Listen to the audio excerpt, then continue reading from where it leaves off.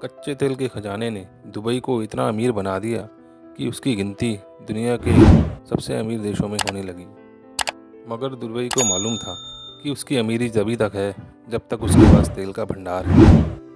यही कारण है कि दुबई ने पैसे कमाने के लिए और विकल्प ढूंढने शुरू कर दिए और उसने टूरिज्म को बढ़ावा देने के लिए समुद्र में पैर पसारना शुरू कर दिया। दुबई ने अपने समुद्री इलाके में मानव निर्मित ऐसे ऐसे आइलैंड बनाने शुरू कर दिए जिसे देखकर आज पूरी दुनिया हैरान है और उन आइलैंड को देखने और उन पर बसने के लिए पूरी दुनिया से लोग आते रहते हैं। उन्हीं में से एक है पाम जुमेरा, जो कि दुबई का सबसे बड़ा आइलैंड है, जहां शाहरुख खान ने छोटे से विला खरीदने के लिए 200 करोड़ रुपए तक खर्च कर दिए। दोस्तों, सबसे पहला सवाल तो यही आता है कि दुबई को ऐसे मैन आइलैंड बनाने की ज़रूरत क्यों पड़ी। दोस्तों, ये आप सभी जानते हैं कि खाड़ी देशों के पास जितना भी पैसा है उन सब पैसों का मुख्य सोर्स है वहाँ का कच्चा तेल। वहीं एक तरफ अर्थ का नेचुरल रिसोर्सेज यानी कि पेट्रोलियम धीरे धीरे ख़त्म होता जा रहा है, वहीं दूसरे लोगों ने इलेक्ट्रिसिटी जैसे विकल्प को चुन लिया है। जाने कितनी ही ऐसी कंपनियां हैं जिन्होंने अपने इलेक्ट्रिक व्हीकल उतारने शुरू कर दिए हैं। इसलिए दुबई की सरकार को लगा कि टाइम रहते अगर दुबई ने कुछ नहीं किया तो उनका देश फिर से गरीब हो सकता है। यही सब देखते हुए दुबई ने सोचा कि क्यों ना दुबई को एक टूरिज़्म हब बना दिया जाए। ऐसी जगह बना दी जाए जहाँ पूरी दुनिया से लोग छुट्टियाँ मनाने घूमने फिरने आए। लेकिन दुबई के पास दो ही जगह थी, एक रेगिस्तान और दूसरा समुद्र। तो दुबई ने रेगिस्तान को छोड़कर समुद्र की तरफ पैर पसारने शुरू कर दिए और दुबई ने साल 1990 में ही समुद्र के ऊपर आइलैंड बनाने की तैयारी शुरू कर दी थी। समुद्र के बीच एक मैन मेड आइलैंड बनाना और वहाँ बस्ती बसाना कोई आसान काम नहीं था, इसलिए उसने बेहतरीन इंजीनियरिंग की टीम को इसमें शामिल किया गया। आपको जानकर हैरानी होगी कि समुद्र के बीच बना इतना भारी भरकम आइलैंड, जिसकी नींव को मजबूत बनाने के लिए किसी भी तरह के स्टील या कंक्रीट का इस्तेमाल नहीं किया गया है। सिविल इंजीनियरिंग की टीम ने इस आइलैंड के आधार को रेत और चट्टानों से बनाया है। ये वही चट्टानें हैं जो हमारे देश के एमपी के छतरपुर इलाके में पाई जाती हैं। इन्हें ग्रेनाइट भी कहा जाता है। दरअसल जब इस आइलैंड को बनाने का निर्णय लिया गया तो विशेषज्ञों की टीम ने भी ऐसा निर्णय लिया कि इसकी नींव में ऐसे पत्थरों का इस्तेमाल किया जाएगा जो पानी के अंदर खराब ना हो। जिसके बाद इंजीनियर्स की टीम ने पूरी दुनिया के कोने कोने से ऐसे पत्थरों को ढूंढना शुरू कर दिया। पूरी दुनिया के कोने कोने से पत्थरों के सैंपल दुबई पहुंचने लगे, मगर अधिकतर पत्थरों के सैंपलों को रिजेक्ट कर दिया गया।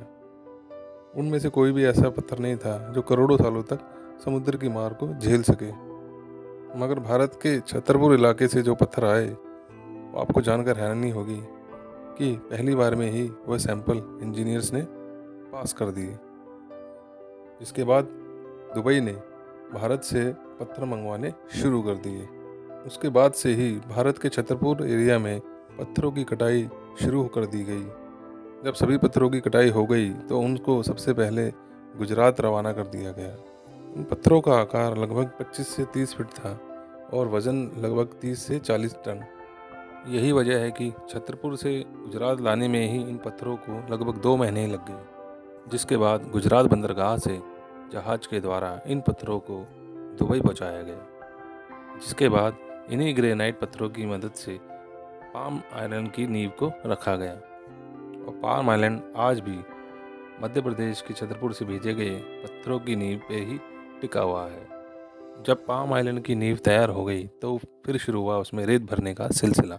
आपको जानकर हैरानी होगी कि दुबई खुद एक रेत के टीले पे बसा हुआ है, फिर भी वहाँ पर रेत कहीं और से मंगवाई गई। इंजीनियर्स का कहना था कि दुबई की जो रेत है वो पानी में घुल जाती है, इसलिए इतने बड़े आइलैंड को बनाने में दुबई की रेत कभी भी पूरी नहीं हो सकती। इसके बाद फारस की खाड़ी से रेत निकालने का निर्णय लिया गया। उसके बाद 120 मिलियन क्यूबिक मीटर रेत को फारस की खाड़ी से बाहर निकाला गया। फारस की खाड़ी से रेत निकालने के बाद संयुक्त अरब अमीरात के हज़ारों पहाड़ों से 70 लाख टन से ज़्यादा पहाड़ों को खोद कर निकाला गया।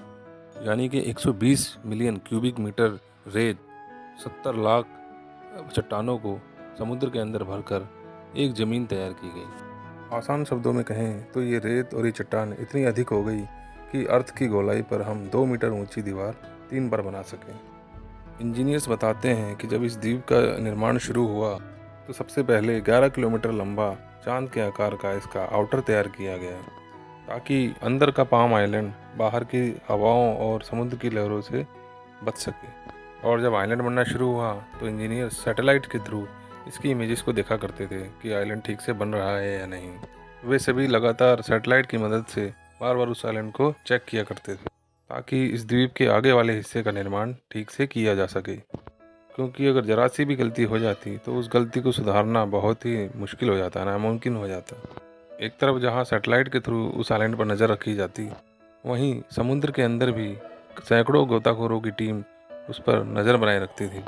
कहीं द्वीप का आधार कहीं से खिसक तो नहीं रहा है, कहीं से रेत फैल तो नहीं रहा। इस तरीके से दुबई के अमीर जादों ने जो सपना साल 1990 में देखा था, साल 2001 में उस पर काम होना शुरू हो गया। और देखते ही देखते इंजीनियर्स की टीम ने साल 2004 आते आते समुद्र के सीने पर एक नई धरती कायम कर दी और उस पर प्लाट बिकने शुरू भी हो चुके थे। जिसके बाद उस मानव निर्मित द्वीप पर साल 2006 में बिल्डिंग बनाने का काम शुरू हुआ और साल 2007 में वहाँ पर सबसे पहला रेजिडेंट आकर बस गया। अब तक उस मानव निर्मित द्वीप का 20 साल तक का समय गुजर चुका है। वो द्वीप पूरी दुनिया के लिए किसी आश्चर्य से कम नहीं है, क्योंकि पूरी दुनिया में कहीं भी ऐसा मानव निर्मित द्वीप कहीं पर भी नहीं है। इसकी गजब की बनावट को देखने के लिए पर्यटकों को हेलीकॉप्टर का सहारा लेना पड़ता है। यहाँ तक कि कुछ लोग इसकी बनावट को देखने के लिए जेट प्लेन का सहारा भी लेते हैं। और यही सब दुबई की कमाई का नया जरिया बनता जा रहा है। हाल ही में पाम आइलैंड को बनाने वाली कंपनी ने वहाँ पर 52 मंजिला इमारत भी तैयार किया गया है ताकि कम बजट में भी उस पाम आइलैंड की खूबसूरती का नज़ारा लिया जा सके। उस आइलैंड पर बने छोटे से छोटे फ्लैट की भी कीमत करोड़ों में है। लेकिन दुबई ने जो प्रकृति के साथ छेड़छाड़ की है, उसका बुरा असर दिखना शुरू हो गया है। एक तरफ दुनिया की आबादी तेज़ी से बढ़ रही है और लोग अच्छी ज़िंदगी जीने के लिए शहर की ओर बढ़े चले जा रहे हैं और शहर की आबादी लगातार बढ़ती जा रही है। ऐसे में सबसे बड़ी समस्या उन नगरों, उन शहरों के लिए खड़ी हो रही है जो समुद्र के किनारे बसे हैं।